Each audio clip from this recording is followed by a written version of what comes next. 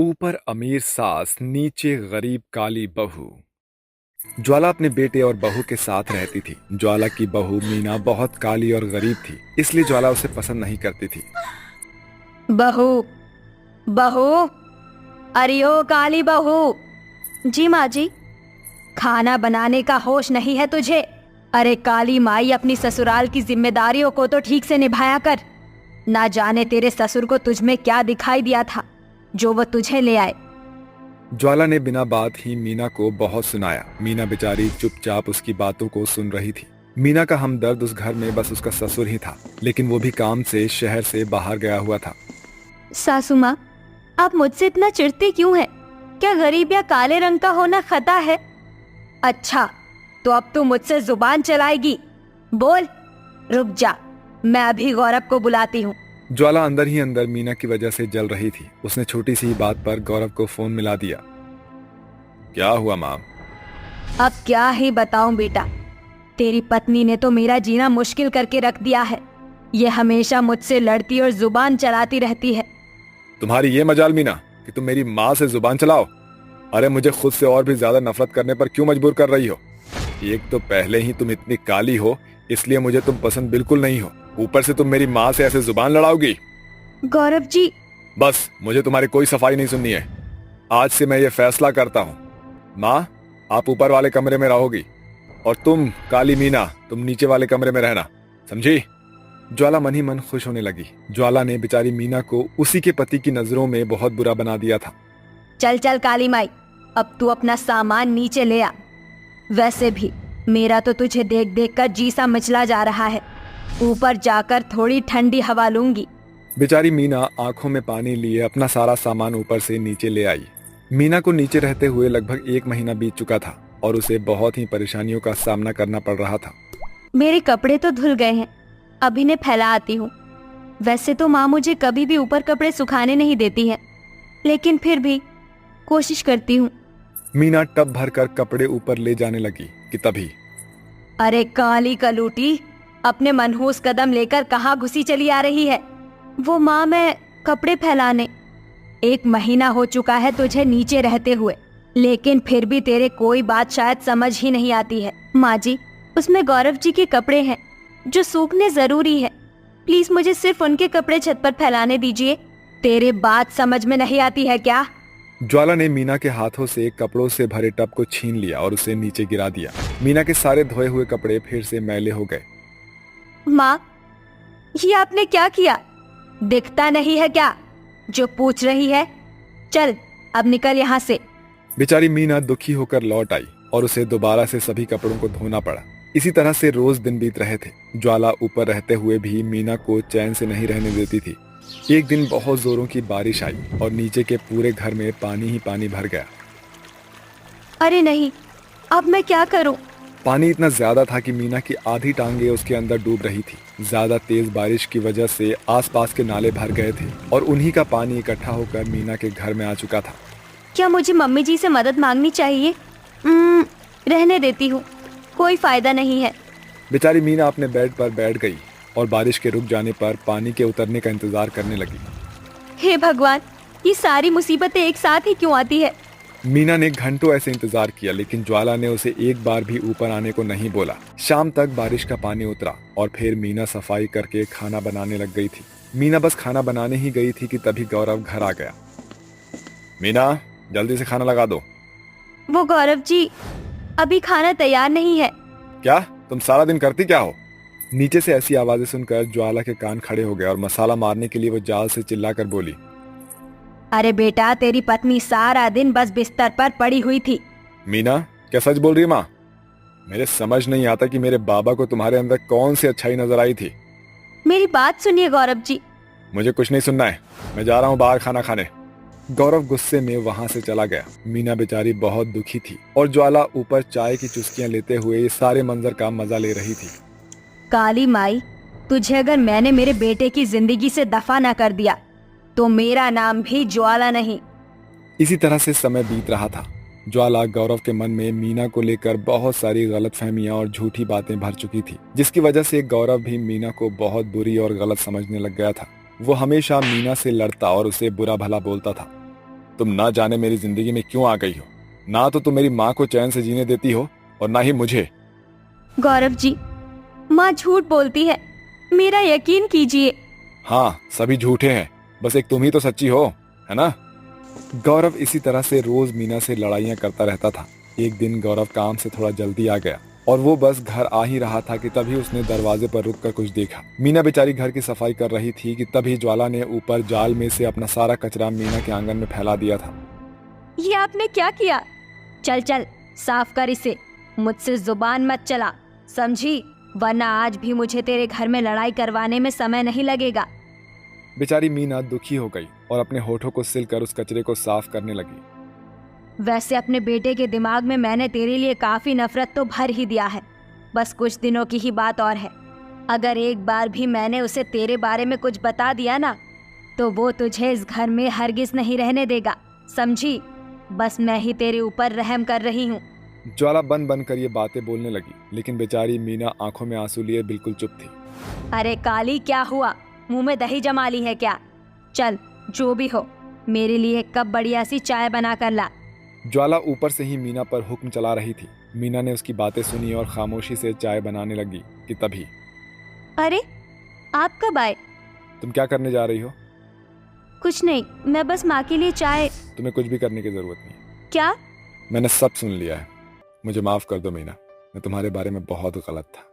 मेरी माँ ने बिना वजह मेरे मन में तुम्हारे लिए जहर भर दिया था, लेकिन आज मैं बहुत शुक्रगुजार हूँ भगवान का कि मेरे सामने मेरी माँ का असली चेहरा आ गया। अब तुम्हें यहाँ पर और घुटने की जरूरत नहीं है। आओ मेरे साथ आओ। गौरव की बातें सुनकर मीना की आंखें भर आई। गौरव मीना को हाथ पकड़कर ऊपर अपनी माँ के पास ले गया। क्या हुआ बेटा, तू इस कल्लो को क्यों लाया है? चुप कीजिए माँ। मैं नहीं जानता था कि मेरी खुद की माँ इतनी ज्यादा खुदगर्ज है, लेकिन अब और मैं आपकी बातों में नहीं आऊंगा। मैं आपको बताना चाहता हूँ कि अब से मीना यहीं ऊपर वाले फ्लोर में रहेगी। अगर आपको मंजूर हो तो ठीक है, वरना आप नीचे जाकर रह सकते हो। गौरव की बातें सुनकर ज्वाला हैरान रह गई और उसे ना चाहते हुए भी मीना को अपनाना पड़ा। अब ज्वाला जान चुकी थी कि उसकी दाल नहीं गलने वाली है।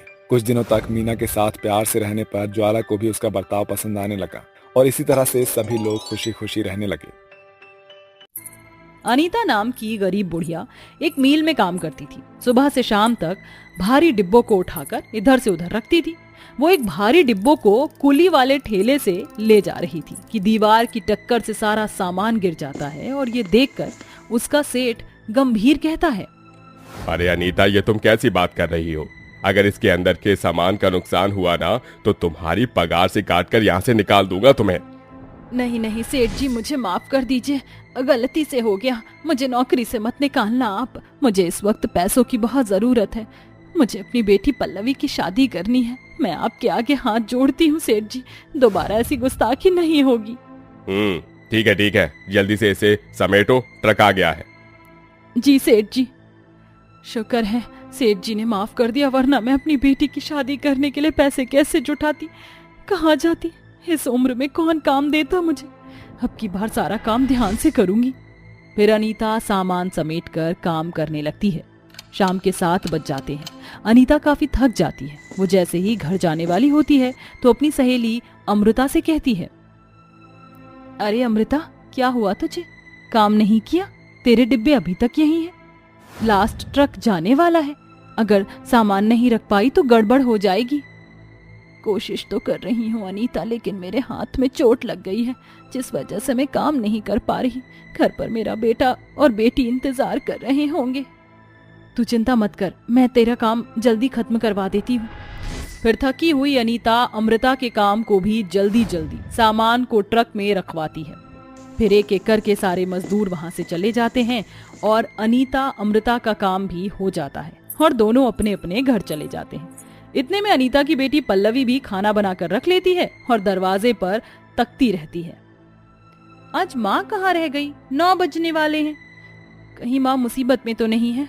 मैं जाकर देखती हूँ।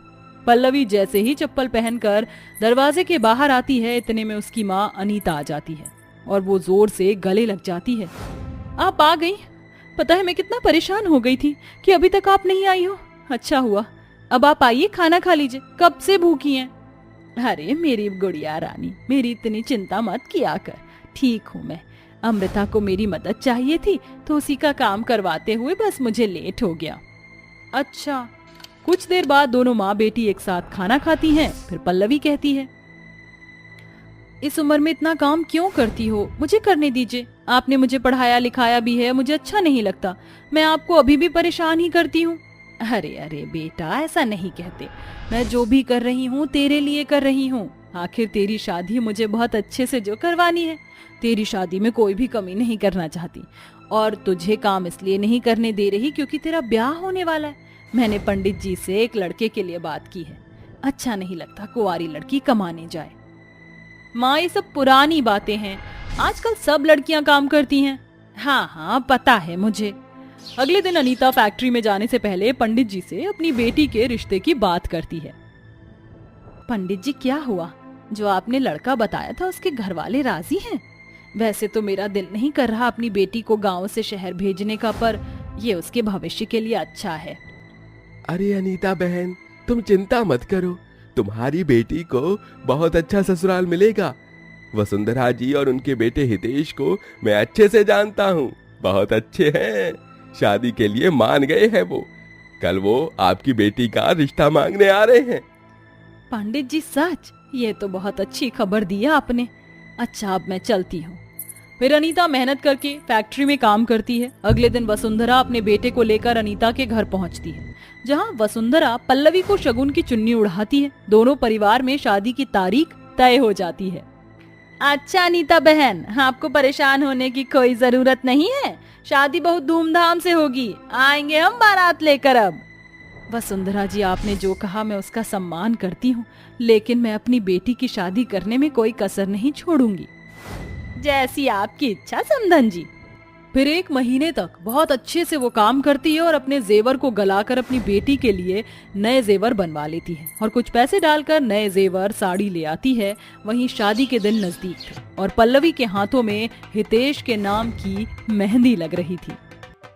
मेहंदी है रचने वाली, हाथों में गहरी लाली, कहीं सखियां अब कलियां हाथों में खिलने वाली हैं। तेरे मन को जीवन को नई खुशियां मिलने वाली हैं।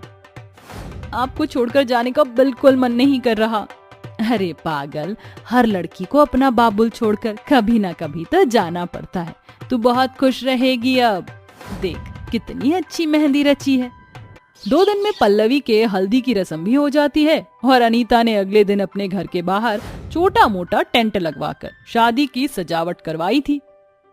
अरे ये सब क्या हो रहा है? अभी तक आपने यहाँ पर फूल नहीं लगाए हैं। वो इतने अमीर लोग हैं, अगर ठीक से सजावट नहीं करी तो क्या सोचेंगे? वैसे भी मैं गरीब हूँ। अरे अनीता बहन, क्यों परेशान होती हो? तुम्हारी बेटी की बहुत अच्छे से शादी होगी और विदाई भी। बस हो गया सारा काम। अरे गज्जू भाई, हलवाइयों ने खाना बनाना शुरू कर दिया। 3 घंटे में मेहमान आ जाएंगे। कुछ हुआ ही नहीं है, ऊपर से मौसम गड़बड़ हो रहा है। अरे फिक्र मत कीजिए, तब तक खाना बन जाएगा। फिर गरीब माँ शादी की सजावट देखने के बाद अपनी बेटी को दुल्हन के जोड़े में तैयार करती है और अपने काजल का तिल उसके लगा देती है। मेरी बिटिया तो बहुत प्यारी लग रही है, नजर ना लगे। कुछ देर बाद नाचते गाते हुए बारात आ जाती है, जहां अनीता अपने दामाद की नाक खींचकर आरती करती है। उसी वक्त तेज तेज हवाएं चलने लगती हैं, जिससे सजावट के फूल खराब हो जाते हैं। अरे ये क्या हो गया? एकदम से इतनी तेज आंधी, सब बर्बाद होते होते रह गया। अरे माँ जी, आप फिक्र मत कीजिए, हवा तेज चल रही है, मौसम भी अच्छा है। बेटा, डर लग रहा है, कहीं बारिश हो गई तो सब बर्बाद हो जाएगा। बड़ी मुश्किल से जुटाया है शादी का सामान। आप निश्चिंत रहिए अनीता जी। जजमान, शादी का मुहूर्त हो रहा है, दूल्हा दुल्हन को मंडप में लाया जाए। वैसे भी मौसम का मिजाज बिगड़ रहा है। फिर पंडित के कहने पर दूल्हा दुल्हन मंडप में बैठते हैं, जहां उनकी शादी के मंत्र पढ़े जाते हैं। इतने में तेज हवा के साथ बारिश भी होने लगती है, जिससे थोड़े बहुत सजावट और खराब हो जाती है। हे भगवान, मेरी बेटी की शादी में बारिश शुरू हो गई। ये सारा सामान गिर गया, टेंट भी उखड़ने को आया। क्षमा कीजिएगा वसुंधरा जी। अरे अब तो बिजली भी कड़क रही है। अनीता जी, हमें शादी करवाकर जल्दी विदाई करनी चाहिए। मुझे कुछ ठीक नहीं लग रहा। जी समधन जी, मेरी बेटी के फेरे रहते हैं, मैं तिरपाल लगवाती हूँ। फिर अनीता अपने लोगों से कहकर मंडप के ऊपर तिरपाल लगवाती है। फिर बच्चों की शादी फेरों के साथ संपूर्ण होती है। इतने में तेज बारिश से वहां बाढ़ आ जाती है, जिसमें वो मंडप बह जाता है और दूल्हा दुल्हन आसपास के लोग बचने के लिए जगह ढूंढते हैं और एक ऊंचे पुल पर आ जाते हैं। अरे समधन जी, अचानक से ये बारिश कैसे आ गई? मुझे लगता है बांध टूट गया है, इसलिए बाढ़ आ गई। अभी भी देर नहीं हुई है, आगे का रास्ता साफ है, लड़के वाले निकल सकते हैं। अनीता बहन, अपनी बेटी की विदाई कर दो। हाँ अनीता, यही सही मौका है, अपनी बेटी की विदाई कर दे, वरना बाढ़ सब कुछ खत्म कर देगा। नहीं नहीं, मैं कुछ भी खराब नहीं होने दूंगी। मैं विदाई की तैयारी करती हूँ। अमृता, थोड़ी चावल देना। ले पल्लवी बेटा, इन चावल को अपनी माँ की झोली में पीछे की ओर डालते हुए आगे बढ़ो। माँ, मुझे आपकी बहुत याद आएगी। मुझे भी बेटा। दोनों माँ बेटी एक दूसरे के गले लग कर रोते हैं। फिर पल्लवी उन चावलों को अपनी माँ की झोली में पीछे की ओर फेंकती है और ऐसे करके वो कार में बैठ जाती है। अच्छा समधन जी, अब हम चलते हैं। आज से आपकी बेटी हमारी हुई और आप अपना ख्याल रखना, हमें निकलना होगा।